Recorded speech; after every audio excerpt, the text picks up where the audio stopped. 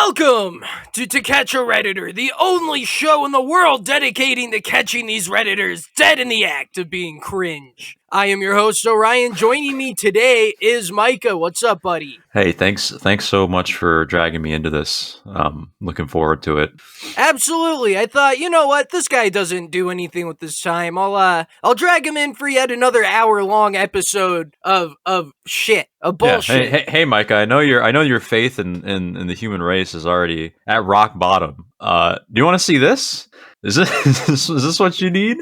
Oh, you're gonna go lower than rock bottom today, my friend, because I have been a busy boy. I've been out there doing the work, bringing the content, and one of the ways in which I've done this is infiltrating the anti-work community. Now, I infiltrated an anti-work Reddit talk, okay, which is essentially a space where the greatest minds of the anti-work movement, they convene to discuss the future of their movement. I went in under the guise of a disgruntled Reddit moderator attempting to unionize the mod squads, right? We need to be paid for our labor. It's real work. Moderating is real work. So I'm just going to go ahead and play this initial video which shows my initial statement where I really speak to the base of the highest minds, the highest IQ Redditors out there. I'm sorry, it's hard for me to talk about it. I get a little emotional, but I work 18 hours a day at a minimum, you know, making no money as a Reddit moderator. And, you know, he doesn't see that as a valid thing to be using my time on. You know, I don't even leave my house anymore. And Reddit refuses to pay us moderators. I feel like we should unionize and try and get, you know, something from Reddit themselves, because they exploit us too. It's these companies, small and big, they serve on exploiting us. That's how they make their money. That's how they make it work for themselves. I know there's other moderators here in the chat. I just wonder how you feel about you know, being exploited by this company and what we could do to rectify that. So, you might be surprised here, my grillas. This may come as a surprise to you, but the anti-work community was very receptive to this idea for the most part. Most of them said, yeah, I don't leave my house. I do slave away for 18 hours moderating a Reddit community, and I have nothing to show. My dad does disapprove of me. My dad does disapprove of me. Look, the reason I had to talk like that, that's how you connect with these people and really get them to start infighting with each other and spurging out. And so there was one person who didn't approve of my message. She said, you know, that's ridiculous. That's ridiculous. These people should be out here in the Reddit mines, toiling away for nothing. And to introduce our man of the evening, it is power moderator Mirari01. What is a power moderator? So power moderator is somebody who does it full time. Somebody who moderates dozens, if not hundreds, of the top Reddit communities. You know, making sure that millions of people bend to their will. They wield the heaviest mop in existence. Not many people can wield a mop like this guy. But I'll play this next clip wherein Mirari introduces himself and talks about his credentials a little bit. The main Reddits are moderated by like 20 different people. The top 20, the top 200 Reddit subs are moderated by the same 20 people. So they do not. So receive just 1%. That is often said, but it's not true. Because you see, I am one of these 20 people that is often mentioned in those lists. He is the 1%. Does Reddit pay you? Can I say something? Sure. They should. Nobody You're said, putting in so much effort. Nobody said we were unpaid employees. We're saying that they are exploiting. We are working for free for them, and it makes them money. This is capitalism 101. This is capitalism 101. So true, my grillas. So true. So there he talks about how he is one of those 20 guys that's often talked about. The Big 20. The Big 20. He's part of this cabal. Okay? So I have a screenshot of a chat log of this Mirari guy that shows exactly what kind of people that these are. So here's a chat log where he says, "Please don't ignore me." I'm disabled. I have no job. I don't meet people. I have no money. I only have Reddit. Please don't take Reddit from me. I'm so sorry. Please don't hurt me like this. Why are you ignoring me? Please respond. Please respond. I'm so incredibly hurt. So this is the type of person that is a power moderator. Somebody who takes the time out of their day to show up in Reddit talk spaces to try and convince these people that they're as worthless as he is. It's disgusting. It's disgusting. But is that really true? Is that really true? That can't be true. There can't these power moderators, as you call them, who are literally moderating Reddit 24/7. They have to get some type of compensation. You know, he says that he doesn't initially, but this next video that I'm gonna play is actually gonna show that, in fact, he does. And he lied. Can I just say really quickly? You know how I can tell he gets paid versus the rest of the people in this talk? Grill pill me. You can tell by the way that they're all speaking, right? Like he has this assertive European accent, and the rest of the people in that talk are all just like like that's all I hear every time they speak. That's all I hear. Bro, it was so hard to listen to these people for an hour. This is what I do for you, my grillers. Yeah, and just listening to that, you can tell who gets paid and who doesn't get paid. You can hear it in their voice. That is so true, Micah. So here's where he admits that actually he does get paid. Rory, I have 2 questions for you, if you may. Just yes/no questions. First, are you paid for this job? For moderating, no, but I have done contractor work for Reddit, which is something different. Well, then... Second question. Oh.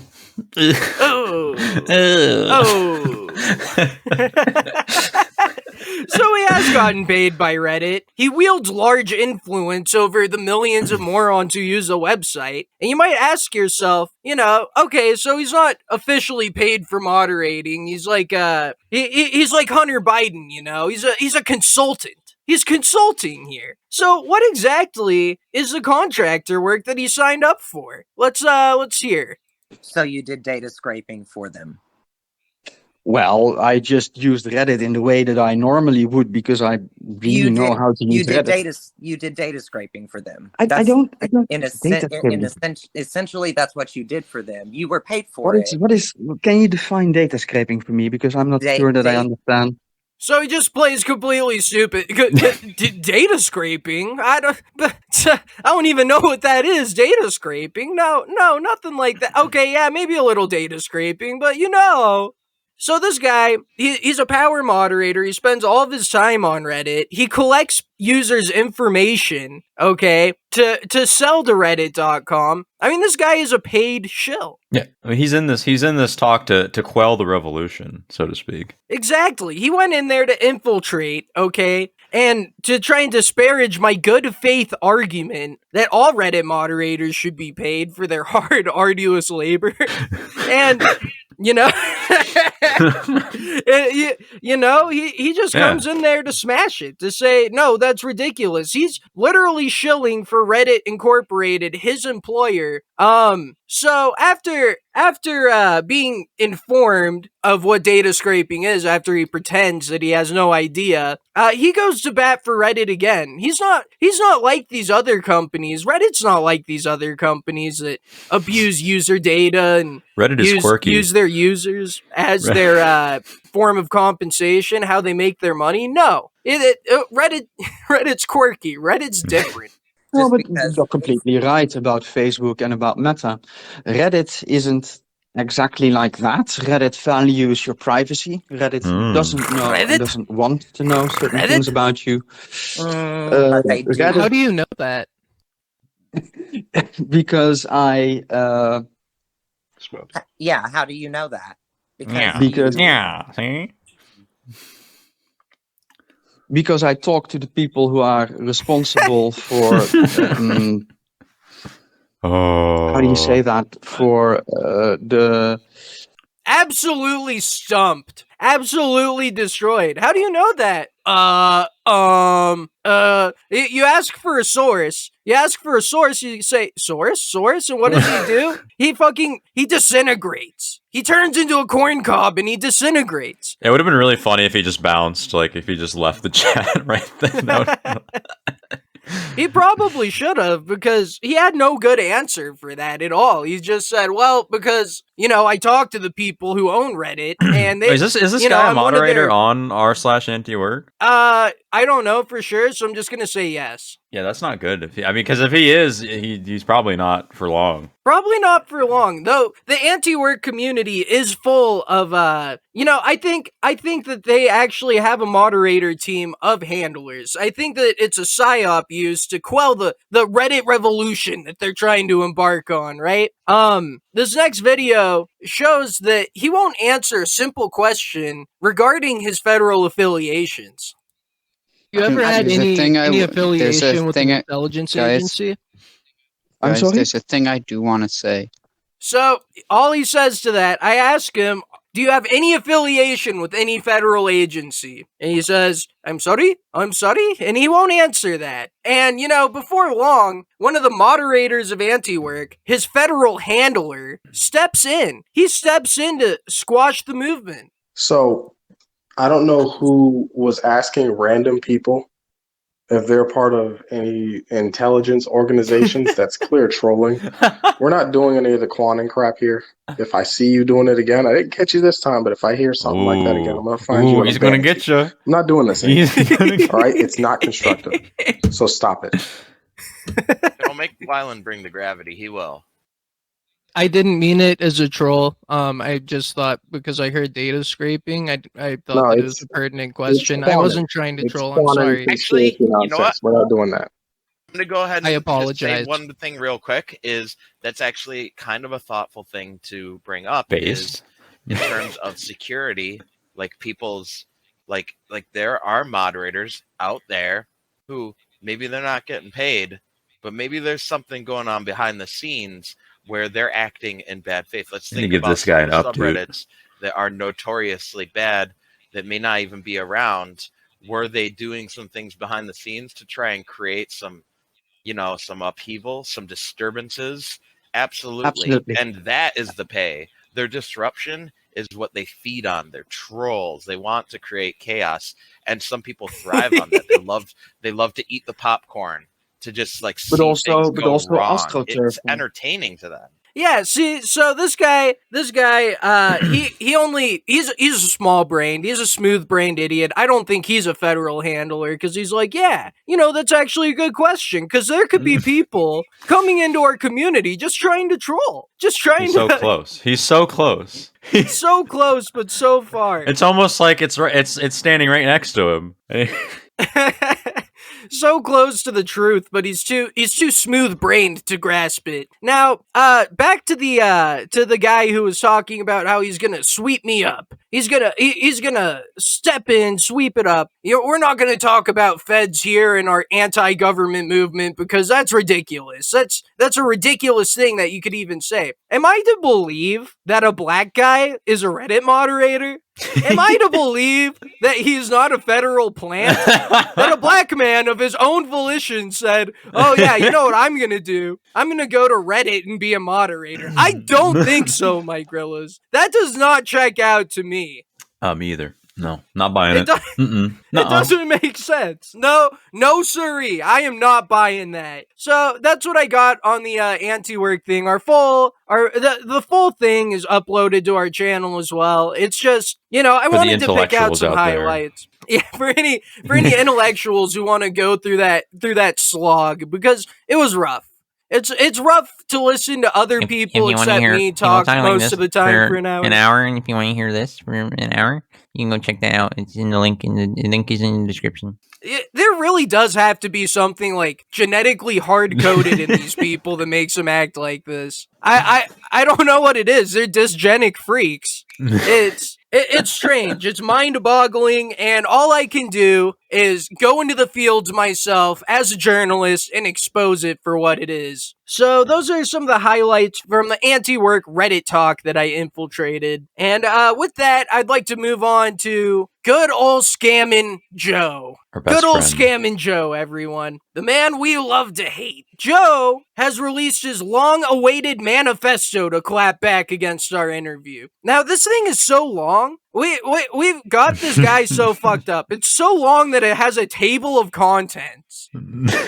It is a straight up novel. It's insane. It's something only a meth head could do, is write for that long and still simultaneously say almost nothing of value or interest. It's amazing. And so he believes that the facts and logic that he puts on display are going to destroy the haters. That it's going to send Joe to the top of the guy cry pyramid of the Reddit pyramid. So I have a few choice excerpts from the novel that he put out. Before we do that, when he posted this manifesto, he also used the auto moderator feature on Reddit to automatically reply to any post made on his Guy Cry subreddit. Now, I'm going to show you what you see when you go onto this, when you make a post. So I want you to imagine that you're some sad sack of shit. You know, you're some guy with no one left to go to, nowhere left to run. And you have the misfortune of hitting rock bottom. You make a suicidal post on r/GuyCry. Like there's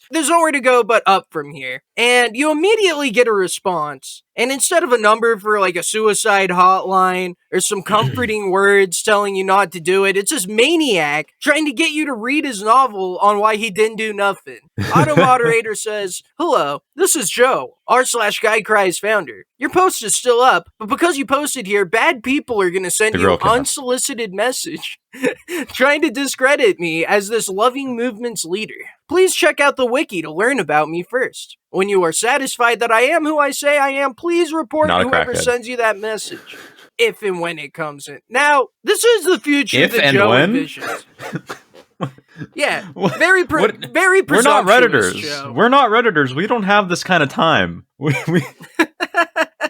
Very presumptuous. So, what Joe is trying to do, and he's an egomaniac, he's a megalomaniac, he's an insane person. He's trying to enact 1984 in real life. This is Joe's vision for the world, right? Do you remember the scene in 1984 where everybody goes to the rally and they have to scream at the stage about how much they hate, how get all their hatred out? He has that idea, but he wants everyone there to cry. Everybody there bawling their eyes out. And if you aren't seen weeping in this mandatory rally, you'll be dragged away and forced to reread his manifesto until you're psychologically buck-broken and promise to contribute financially to his 10,000th GoFundMe.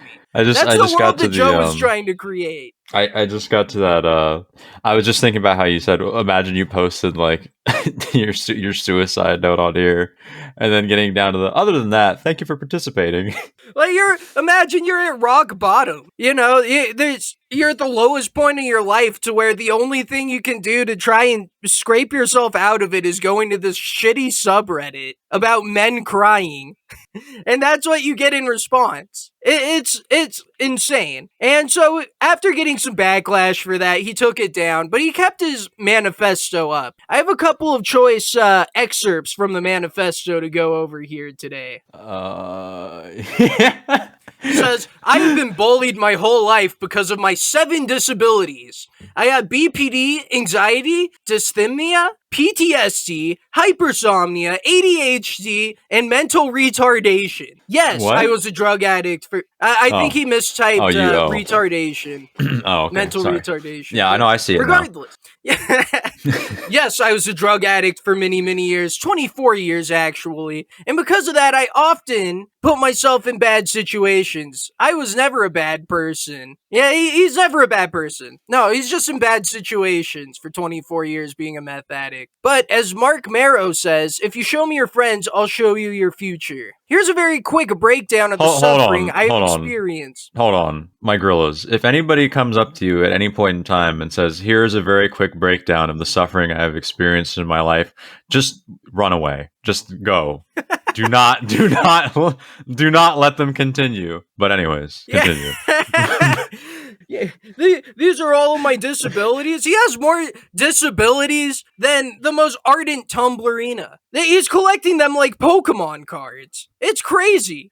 He says, "I'm 39 and was abandoned at 5, 7, 11, and 14, having lived in deep poverty / homelessness most of my life. So even at 5 years old, Joe was so repugnant as a human being that his loved ones abandoned him. I'm fairly confident he could contact like the Guinness Book of World Records, and they might be able to do something for him for that. Yeah, maybe he could get some money Most off abandoned that somehow. child, most abandoned drug-addled child.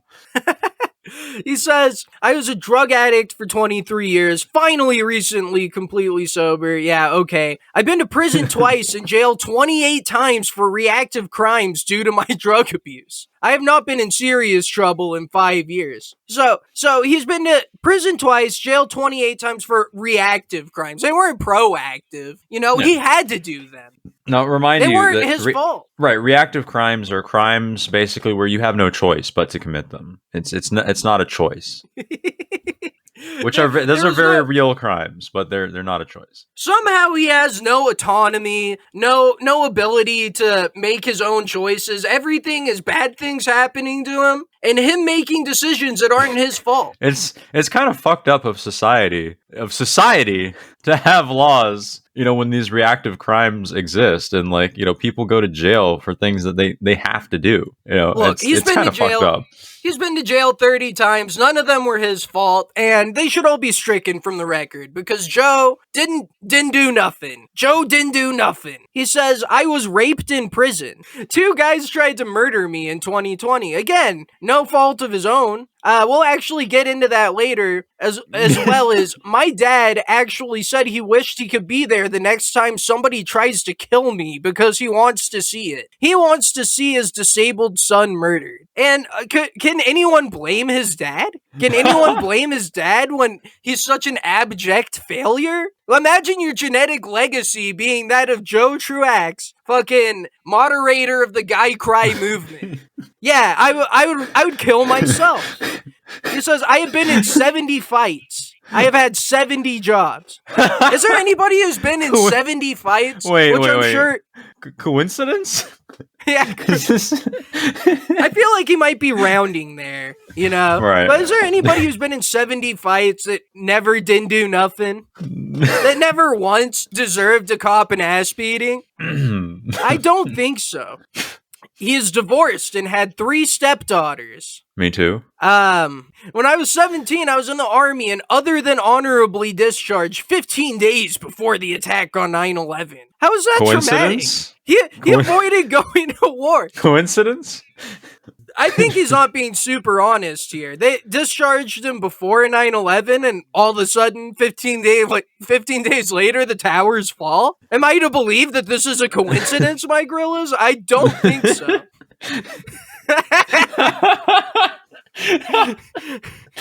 I have been to college, but still have 6 classes until I graduate. I will never graduate. Same. How is that trauma? You just dropped out of school because you're a meth head, dude. That's not traumatic. Let's see here. He says, while at Job Corps, when I was 16, I was mugged. So he's 37 years old, and he's holding on to being mugged when he was 16. This is the deep trauma he's experienced, is that he was mugged? That somebody stole his shit when he's a serial thief, liar, and scammer? And to cap it off here, God. I have an 8-year-old boy that lives with his aunt because I am incapable of caring for a child due to my instability. I'm incapable of caring for a child because I send all of my money to a Filipino woman I've never met. So sorry, son. I guarantee. I need Filipino e-pussy. I guarantee he gives more money to his Filipina queen than he does his 8-year-old boy that he's abandoned to go use Reddit all day and smoke meth. After crying about being abandoned as a child 5 times. Right. He does I'm do a good that. guy. He's like, I'm a good guy. I like was father, abandoned. like son. I have all these mental problems because I was abandoned and I have all this trauma, so I'm gonna do the exact same thing to my 8-year-old son. Like, come on, dude. My dad doesn't like me for some reason. Oh, we'll get into that too. Thanks for bringing that up because if you remember from the interview, Joe talks about how he had a job while he was doing meth where he had to steal $1,500 from his employer. He stole this money from his employer and, he claims he paid it back. His manifesto kind of has a different story, but it turns out the employer that he mentioned, who he stole this money from because he was a capitalist and because he had no choice but to do it, was his father. His own blood, his own father. No. He stole from him. Yeah. That's impossible. I know, you would think so.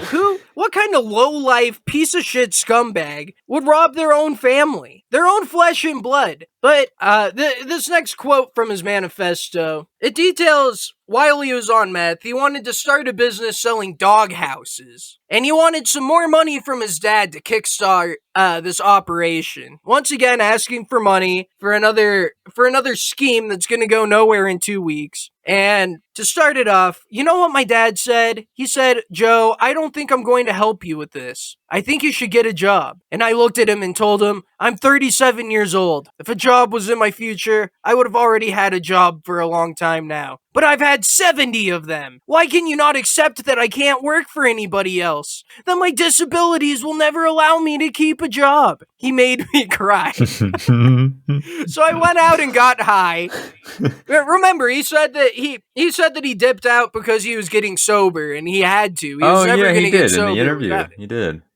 That's what he said in the interview. But in this version of events, good old transparent, honest Joe, always a paragon of truth, says, so I went out and got high. I disappeared for the night and came back in the morning. I snuck in the house and I heard him on the phone with my brother telling him how he wasn't going to help me build these dog houses. I never let him know I heard him. I just packed my backpack, jumped on my motorcycle, because, that truck that I built in New Mexico, I traded for a motorcycle, another tweaker scam, and took off. I came back and got my Saturn that night. I left all my tools there. When I was ready to not get high anymore, and because all of my tools were still over at my dad's, I had to go by my dad's house to get them. But I knew he hated me, and he was never going to give me back those tools unless I paid him back that $1,500 loan. What? Remember in the interview, he told us that he came back to his dad's house with $2,300 because you just make it right, bro. You just make it right, bro. I'm an honest guy, bro. You remember that, right, Micah?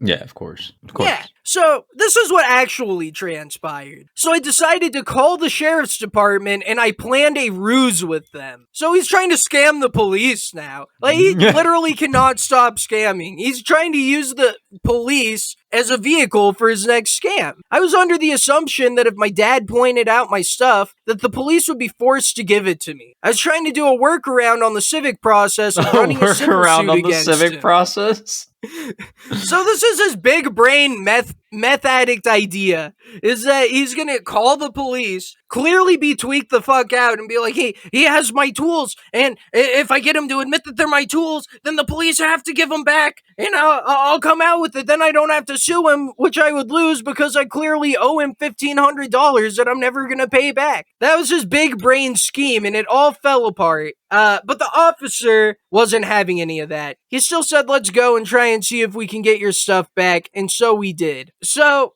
he tries to use the police to do this scam. Doesn't work out. And he actually, he caps off the story by sharing a text between him and his father.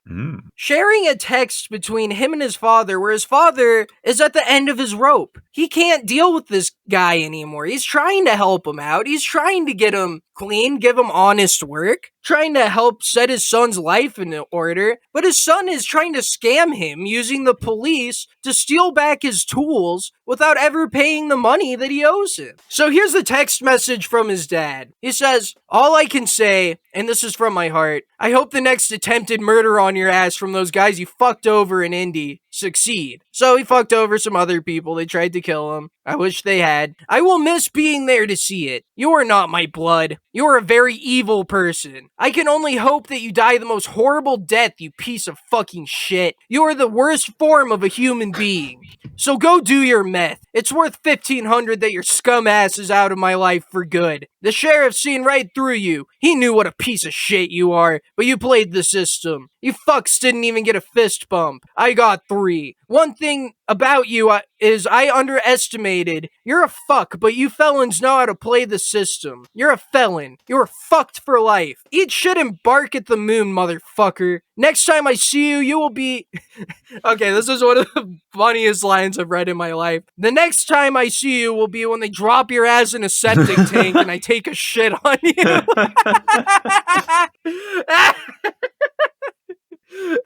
Can you imagine? You push your own father, who clearly cares about you, who's trying to help you set your life back up into something that, resembles a human and not a human piece of shit. You drive him to this point where he just wants you dead. He just wants you gone forever because you're such a piece of shit that you fucked over your own family. You have no one left in the world but your Filipina whore. Yeah. That's Jesus rough, Christ, bros. I'm not feeling so good, Joe Bros. Joe Bros, I'm not feeling so good. He also says, you're such a monkey. Watching you schmucks load a trailer is like watching Dumb and Dumber. I hope you break down on your trip and have no one to call. Or the trailer sways so bad that you chase and burn. I hate you for life. You are out of my will. I hope I kill you before you kill me. Oh my god. Jesus, man. How can there's you push your own... There's there's like 30 years. There's 30 years of baggage to these text messages that we can only begin to imagine. One man can only take so much. And he's reached the end of his rope. There's nothing left for this guy. He's been scammed probably multiple times by Joe. He's been putting up with his meth addict shit for 25 years, and he finally got too old to deal with it and said, dude, just fuck off and die. You're dead to me. To push your own father to that limit is insane. And to then do that and post the texts on the internet as if you're the good guy? This guy's fucked. This guy is 100% fucked in the head. So let's all pray for Joe's dad. Joe's gonna pay back the $4,500 he stole from the Redditor. He's gonna pay back his dad that $1,500. He's gonna make everything right because he has a new plan. He has a new scam. Joe, once again, because he can't stop, he launches Kickstarters and GoFundMe. Wait. He posted these messages. He posted these messages to vindicate himself. Is this in any way at all connected to him asking for money? It's part of his manifesto to clear his character, you see. Because it is connected to him making money because he's self-aware of the fact that if people think he's shitty, which he is, they're not going to give him money. And to talk about that a little more in his new scam, he's launched a Patreon and a GoFundMe for his brand new Guy Cry podcast. This is what he's trying to do because he can't focus on one thing. He bounces back and forth between 1,000 different things. This is how he intends on monetizing his subreddit, is making a podcast where people pay him money to talk about how he cries and how he's done nothing wrong ever. How the whole world so guys, welcome to the Guy Cry podcast. Okay, so basically, it's the first and only podcast in the world dedicated to give me money. Okay, so he says, and he posts this on his hater subreddit. We have a small community, every spam you can make, that is dedicated to the A-logs of good old Joe. I want to shout them out a little bit because they've given me a little bit of information, and they're good guys there. they're good. As good as you can be. As good as a Redditor can be is every spam you can make. So he says, yes, I bail on projects when I find out they need more money than I want to raise at the time. r/GuyCry is not going to make me a dime, but the side projects are about to pay me a living. I have 2 of them, and one is about to start making me considerable money within the next few weeks. sponsorships and endorsements from companies wanting to advertise with us. My podcast is very good, and since I have a platform, a lot of people are going to know about it. My God. Advertisers are going to cut me checks. It's just a reality. So not only do I get to help people live, but I also get to make a living at it. And that is a perfect combo for me. I don't even have to ask members for any money. I'm about to be, well, I already am, a positive influence for this planet. So, and he got 4 down dudes. He got 4 little down dudes there, you know, he's on the A-log subreddit, you know, trying to combat the misinformation that he's a tweaker and a piece of shit. And so this is his vision, is that he's made this subreddit and he's going to he's going to launch this successful podcast, right? He's going to put it out there. All the members of the community are going to listen. He's going to get advertisers. He's going to make a bunch of money. He's trying to put himself in an influencer position like Jordan Peterson, except somehow he cries even more. Mm-hmm. Somehow he cries even more than Jordan Peterson. So he thinks that this is going to work out. But I have some news for you, Joe. To get advertisers on a podcast, you have to be getting tens of thousands of views for each episode. Yeah, even we don't get advertisers, which is, you know, crazy. We get yeah, somehow advertisers just aren't jumping on our content. But, you know, Joe thinks, he legitimately believes that this is the path for him. This is how he's going to make the money. You know, there's going to be so many people just swarming to listen to him talk about crying for hours at a time. So 2023 is the year that Joe makes it, everybody. The year of the Joe. 2023, the year of the Joe. He posts about it on his subreddit. It gets about 50 upvotes. You know, he pins it and everything. What the fuck is that? What's a professional podcast? Do we have one of those? What the fuck is that? We don't, because, you know, it's not that hard to fucking edit an episode. You know, actually, when I think about it, there's lots of times where a professional might have done a way better job than me. But regardless, he says, to explain exactly what he's trying to do here, he says, a professional podcast designer reached out to me and offered his services at a very reduced rate, down to $95 from $200 per episode. He's incredible and has guided me through the process of doing this the right way. We need to do a little fundraising, though. There it is. There it is. I mean, come on, this guy's not cheap. He's $95 an episode. I mean, if you're doing an episode a day, that's like $3,000 a month. Yeah, it's $3,000 a month you got to pay for. And look, he said that his community, they're not going to have to pay a cent just a day before, but now he's shilling. He's in full shill mode. He says we need to do a little fundraising below. He posts a conversation between him and the podcast producer, who I hope so badly that the podcast producer guy is someone who's trying to scam him. How awesome would that be? Oh, Orion, he already has. He already has, because he told him that here's what I'm gonna do for you, Joe, because you're a nice guy. Normally I charge $200, okay, for 2 hours of labor, but for you I'm gonna charge only $95. Okay, buddy.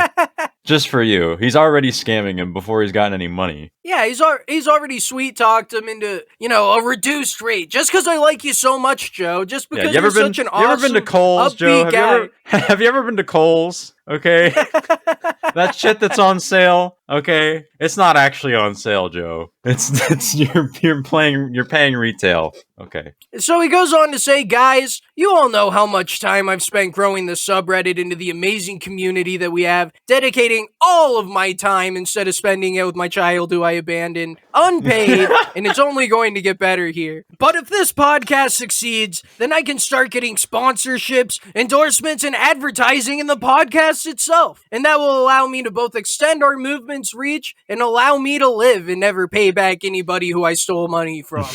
I am simply surviving right now. So if you're interested, here's the GoFundMe. Also, here's our Patreon. Until this thing is sponsored, Patreon will help us pay for each episode and all the services offered by our designers. So I went ahead and checked out the GoFundMe and the Patreon, because this is a guy who has 28,000 subreddit subscribers. You know, his subreddit has 28,000 people, so surely he has a lot of grassroots support, a lot of people who want to hear him talk more, who don't just ignore everything he says so that they can post about how shitty their life is and get updates for it. So I went ahead and checked out this GoFundMe and checked out this Patreon. The GoFundMe had a goal of $600, and he says as soon as Very it modest. reaches 600, he's gonna shut it down. He's gonna shut down the GoFundMe. As soon as it gets up to 600, it's going up to 1,200.